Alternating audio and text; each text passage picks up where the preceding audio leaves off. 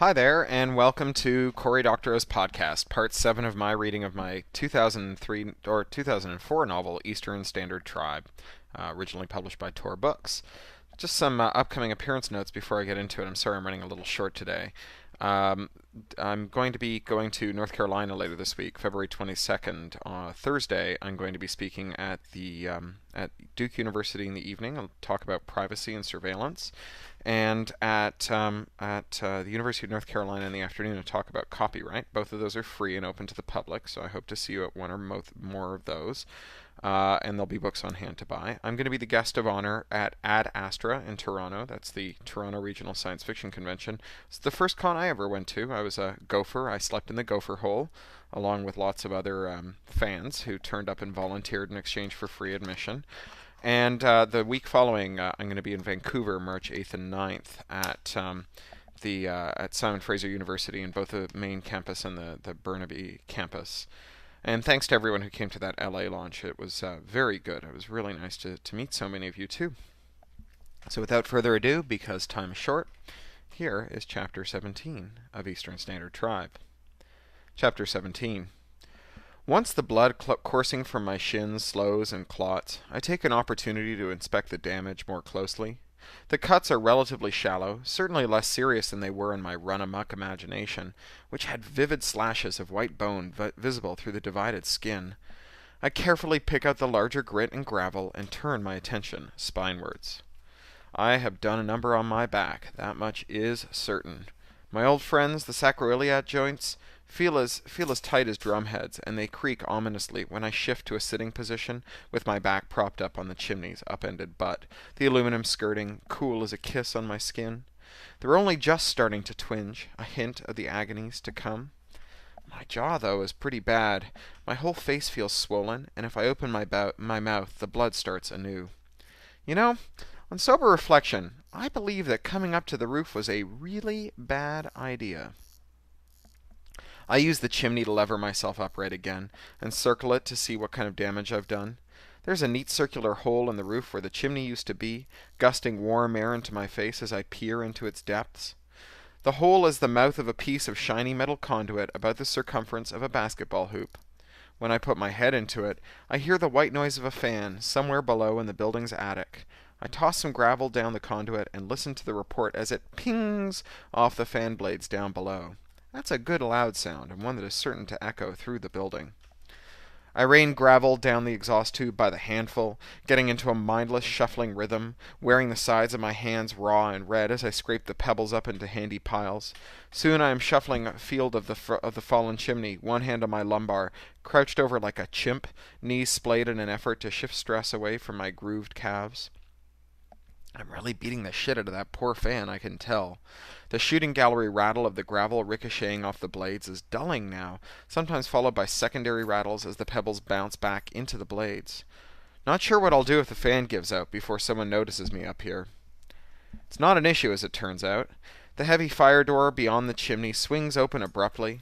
A hospital maintenance gal in coveralls, roly-poly, and draped with tool belts and bandoliers. She's red-faced from the trek up the stairs, and it gives her the aspect of a fairy-tale baker or candy seller. She reinforces this impression by putting her plump hands to her enormous bosom and gasping when she catches sight of me. It comes to me that I'm quite a fucking sight. Bloody, sunburnt, wild-eyed, with my simian hunch and my scabby jaws set at a crazy angle to my face and reality, both. Not to mention my near nudity, which I'm semi-positive is not her idea of light entertainment. Hey, I say, I got stuck on the roof. The door shut. Talking reopens the wound on my jaw, and I feel more blood trickling down my neck. Unfortunately, I only get one chance to make a first impression, huh? I'm not, really crazy. I just was a little bored, and so I went exploring and got stuck and tried to get someone's attention, had a couple accidents. It's a long story. Hey, my name's Art. What's yours? Oh my lord, she said, and her hand jumps to the hammer in its bandolier holster on her round tummy. She claws at it frantically. Please, I say, holding my hands in front of me, please. I'm hurt is all. I came up here to get some fresh air and the door swung shut behind me. I tripped when I knocked over the chimney to get someone's attention. I'm not dangerous. Please, just help me get back down to the 20th floor. I think I might need a stretcher crew, though. My back is pretty bad. It's Caitlin, she says. I beg your pardon. My name is Caitlin, she says. Hi, Caitlin. I extend my hand, but she doesn't move the 10 yards she would have to cross in order to take it. I think about moving towards her, but think better of it. You're not up here to jump, are you? Jump? Christ, no! Just stuck is all. Just stuck. Linda's goddamn boyfriend was into all this flaky getting to yes shit, subliminal means of establishing rapport, and so on. Linda and I once spent an entire afternoon at the Children's Carousel in uptown Manhattan, making fun of all of his New Age theories. Well, the one that stood out in my mind as funniest was syncing your breathing. What you resist persists, so you need to turn resistance into assistance, Linda recounted. You match breathing with your subject for 15 breaths, and they unconsciously become receptive to your suggestions. I had a suspicion that Caitlin might bolt, duck back into the door, and pound down the stairs on her chubby little legs and leave me stranded. So I try it. I match my breath to her heaving bosom. She's panting from the trek up the stairs, and 15 breaths go by in a quick pause. The silence stretches, and I try to remember what I'm supposed to do next. Leave the subject, that's it. I slow my breathing down gradually, and amazingly, her breath slows down along with mine, until we're both breathing great, slow breaths. It works. It's flaky and goofy Californian shit, but it works. Caitlin, I say calmly, making it part of an exhalation. Yes, she says, still wary. Have you got a comm? I do, yes. Can you please call downstairs and ask them to send up a stretcher crew? I've hurt my back, and I won't be able to handle the stairs. I can do that, yes. Thank you, Caitlin. It feels like cheating. I don't have to browbeat her or puncture her bad reasoning. All it took was a little rapport, a little putting myself in her shoes. I can't believe it worked. But Caitlin flips a ruggedized comm off her hip and speaks into it in a calm, efficient manner. Thank you, Caitlin, I say again.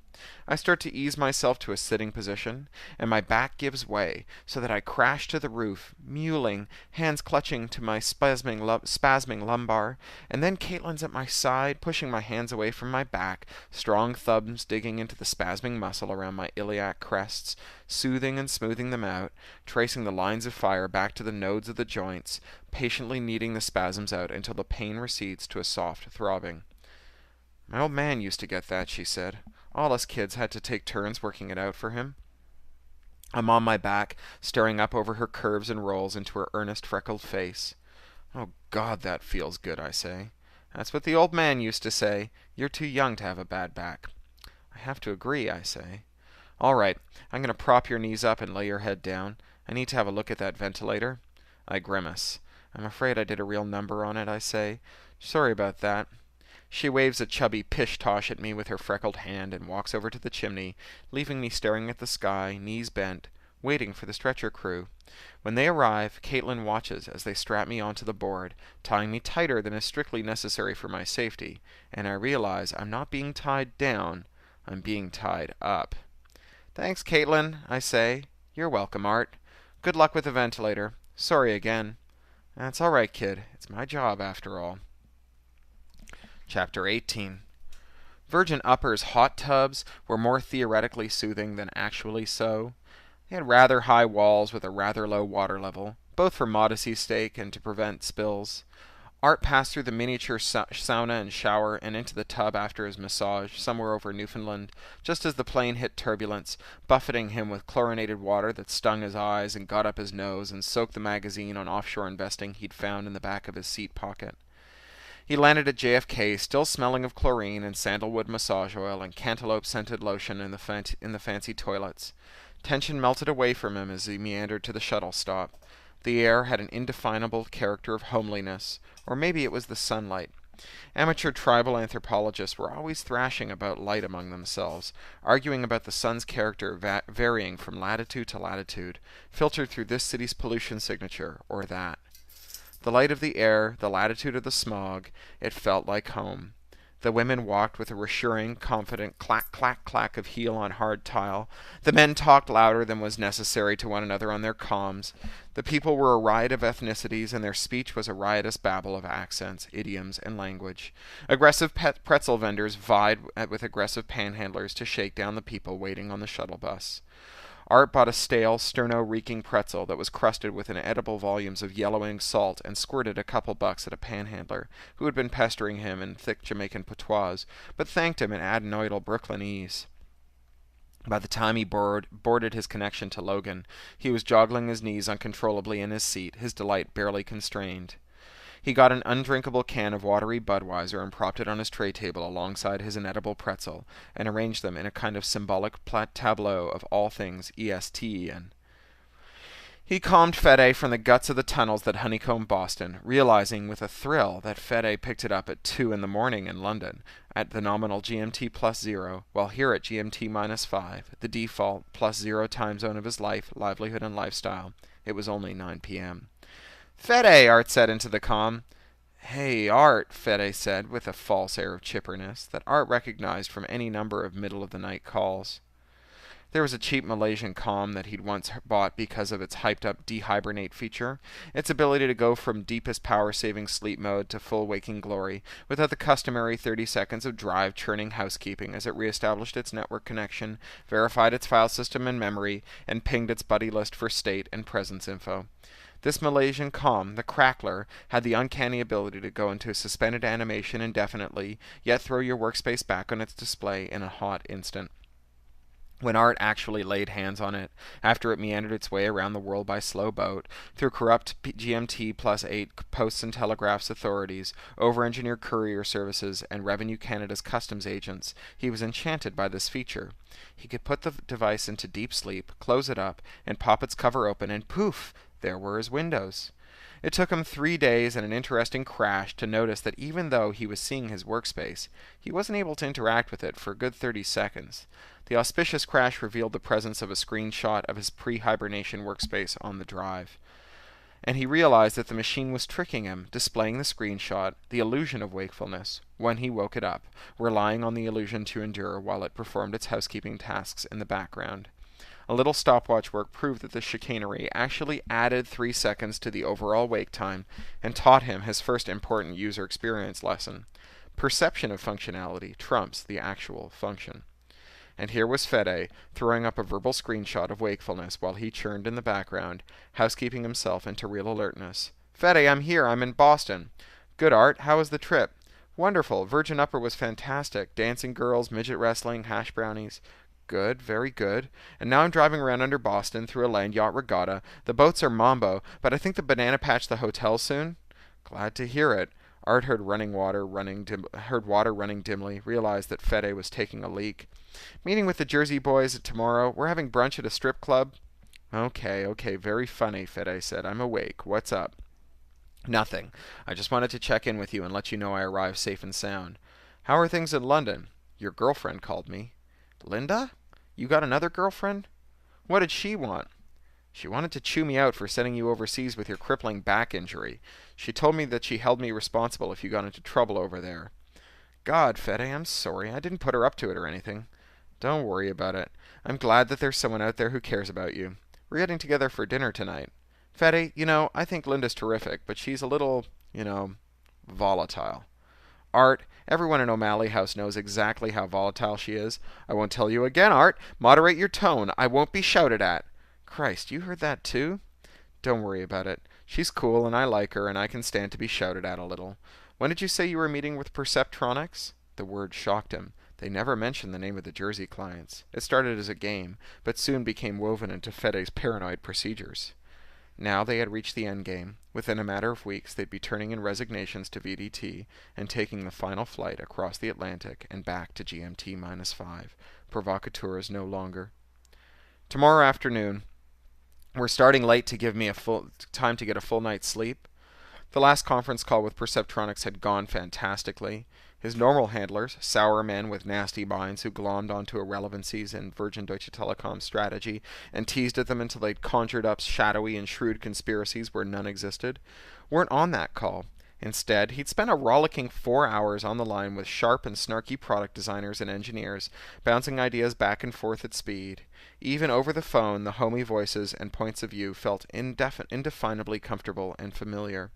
They'd been delighted to start late in the day for his benefit, and had offered to work late and follow up with a visit to a bar where he could get a burger the size of a baby's head. We're meeting at Perceptronics branch office in Acton tomorrow and the day after, then going into Masspike. The Perceptronics guy sounded really excited. Just saying the name of the company was a thrill. "That's really excellent, Art. Go easy, though. Oh, don't worry about me. My back's feeling miles better. And it was, loose and supple the way it did after a good workout? That's good, but it's not what I meant. We're still closing this deal, still dickering over price. I need another day maybe to settle it, so go easy tomorrow. Give me a little leverage, okay? I don't get it. I thought we had a deal. Nothing's final till it's vinyl. You know that. They're balking at the royalty clause. Fede was proposing to sell Perceptronics an exclusive license on the business model patent he'd filed for Art's Notes in exchange for jobs, a lump sum payment, and a royalty on every sub-license that Perceptronics sold to the world's toll roads. And we're renegotiating. They're just playing hardball is all. Another day, tops, and I'll have it sorted. I'm confused. What do you want me to do? Just, stall them. Get there late. Play up your jet lag. Leave early. Don't get anything, done. Use your imagination. Is there a deal or isn't there, Fede? There's a deal. There's a deal. I'll do my thing, you do your thing, and we'll both be rich and living in New York before you know it. Do you understand? Not really. Okay, that'll have to be good enough for now. Jesus, Art, I'm doing my best here, all right? Say hi to Linda for me, okay? Don't be pissed at me, Art. I'm not pissed. I'll stall them. You do your thing. I'll take it easy. Rest up my back. All right. Have a great time, okay? I will, Fede. Art rang off, feeling exhausted and aggravated. He followed the tunnel signs up to the nearest up-ramp, wanting to get into the sunlight and architecture and warm himself with both. A minuscule BMW flea blatted its horn at him when he changed lanes. Had he cut the car off? He was still looking the wrong way, still anticipating oncoming traffic on the right. He raised his hand in an apologetic wave. That wasn't enough for the flea's driver. The car ran right up to his bumper, then zipped into the adjacent lane, accelerated, and cut him off, nearly causing him to wreck.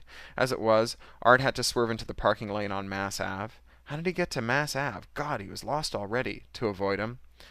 The flea backed off and switched lanes again, then pulled up alongside of him. The driver rolled down his window. How the fuck do you like it, jack-off? Don't ever fucking cut me off. The guy was a middle-aged white guy in a suit, driving a car that was worth a year's wages to Art, purple-faced and pop-eyed. Art felt something give way inside, and then he was shouting back. When I want your opinion, I'll squeeze your fucking head, you sack of shit. As it is, I can barely contain my rage at the thought that a scumbag like you is consuming air that the rest of us could be breathing. Now roll up your goddamn window and drive your fucking Bourgemobile away before I smash your fucking head in. He shut his mouth, alarmed. What the hell was he saying? How did he end up standing here, outside of his car, shouting at the other driver, stalking towards the flea with his hands balled into fists? Why was he picking a fight with this goddamn psycho, anyway? A year in peaceful, pistol-free London had eased his normal road rage defense systems. Now they came up full, and he wondered if the road rager he just snapped at would haul out a Second Amendment special and cap his ass. The other driver looked as shocked as Art felt. He rolled up his window and sped off, turning wildly at the next corner. Brookline, Art saw. Art got back into his rental, pulled off to the curb, and asked his comm to generate an optimal route to his hotel, and drove in numb silence the rest of the way.